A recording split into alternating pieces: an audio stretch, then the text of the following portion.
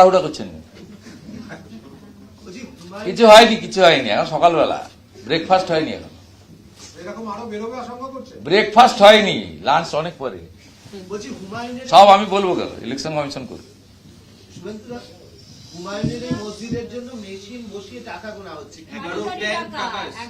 Machine বসিয়ে টাকা গোনা হচ্ছে।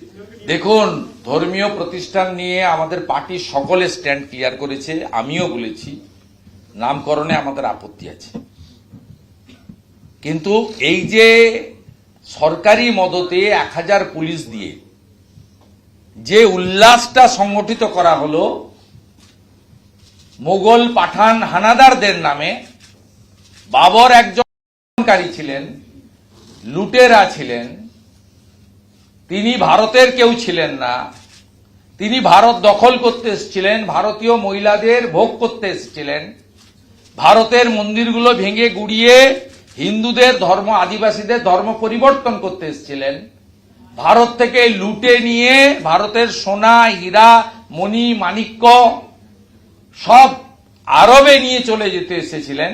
তার নামকরণে আমাদের প্রত্যেকটি লোকের আপত্তি রয়েছে, আমাদের সেই আপত্তি আছে, কিন্তু যে ধর্মীয় উন্মাদনা পরোক্ষভাবে প্রত্যক্ষভাবে পুলিশ প্রশাসনের মদতে বিনা অনুমতিতে হয়েছে, টাকা সংগ্রহ হয়েছে, এটা একটি বাংলাদেশের মৌলবাদীদের যে আস্ফালন, তার প্রভাব সীমান্তবর্তী মুসলিম সংখ্যাগরিষ্ঠ মুর্শিদাবাদে দেখানো হয়েছে।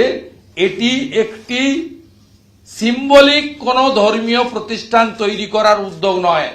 আমরা আবারও বলি, মন্দির, মসজিদ, গির্জা, গুরুদ্বারা তৈরি করুন, বৈধভাবে করুন, নিজের জায়গায় করুন, নিজেরা নিজেদের সম্প্রদায়ের লোকেরা অর্থ জোগাড় করে করুন, কিন্তু এই যে একটা আস্ফালন বাবরের নামে করব, কিচ্ছু করতে পারবে না, আমরা করব, করে দেখাবো, মাইক বাজাবো, লক্ষ লোকের জমায়েত করব, no need any permission. Saraswati Puja Jogamaya দেবী কলেজে করতে গেলে হাইকোর্টে যেতে হয় ছাত্রীকে, আমাকে দোলের দাহন করতে গেলে ভবানীপুরে রাত্রি 9টার পরে গিয়ে গলির মধ্যে অন্ধকারে করতে হয় হাইকোর্টের অর্ডারে, কলকাতা পুলিশের আপত্তিতে। মা কালীকে প্রিজন ভ্যানে তোলা হয়, আর মমতা ব্যানার্জি এক চোখ বন্ধ করে ওইখানে এগুলো অ্যালাউ করলেন। এটা মৌলবাদীদের আস্ফালন, এবং টাকা গোনা বলুন, টাকা সংগ্রহ করা বলুন, এবং কালকে গীতা পাঠের মতো একটি পবিত্র ধর্মীয় কার্যক্রমকে যেভাবে আরেকটি সম্প্রদায়ের তাদের ধর্মীয় গ্রন্থকে দিয়ে কাউন্টার করার কথা বলা হয়েছে, এটা ধর্মীয় সহাবস্থান বলে না। স্বামী বিবেকানন্দের ভাষায় নিজ ধর্মে আস্থাশীল, অপর ধর্মে শ্রদ্ধাশীল, এর মানে তা হয় না। যদি কালকের পরে 4 দিন পরে যারা ইসলাম ধর্ম মানেন তারা আলোচনা করে, মৌলবীরা, তাদের সংগঠনরা, হাফেজরা, ইমামরা বসে বলতেন যে আমাদেরও মনে হয় একটা ধর্মীয় গ্রন্থ আমাদের পাঠ করা দরকার বড় করে, কিন্তু কালকে এখানে কর্মসূচি শেষ হওয়ার আগে ফেব্রুয়ারির প্রথম সপ্তাহে আমরা পাঠ করব এই যে হুমায়ুন কবিরের ভাষা।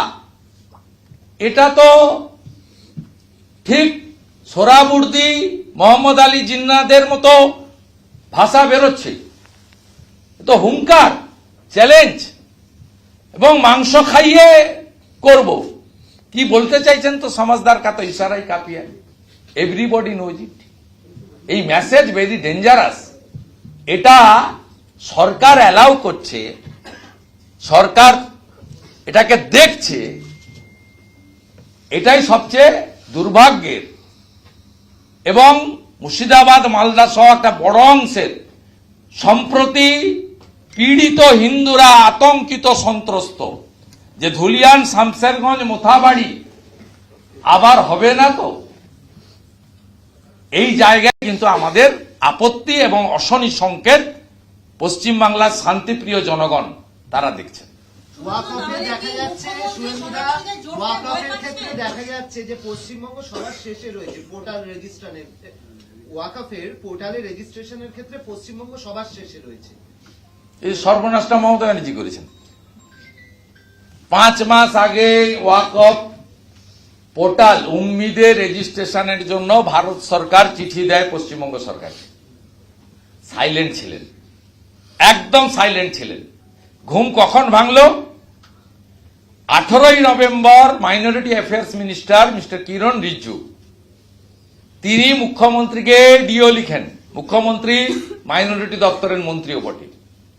তাতে কিরণ রিজিজুজি বলেন, আপনি যেটা করছেন পশ্চিমবাংলার 80,000 প্রপার্টি যা ওয়াকফ প্রপার্টি বলে দাবি করা হয়, এরা কিন্তু বিপদে পড়বে। ভারত সরকারের ডিউটি রাজ্য সরকারকে সুযোগ দেওয়া, জানানো, সতর্ক করা।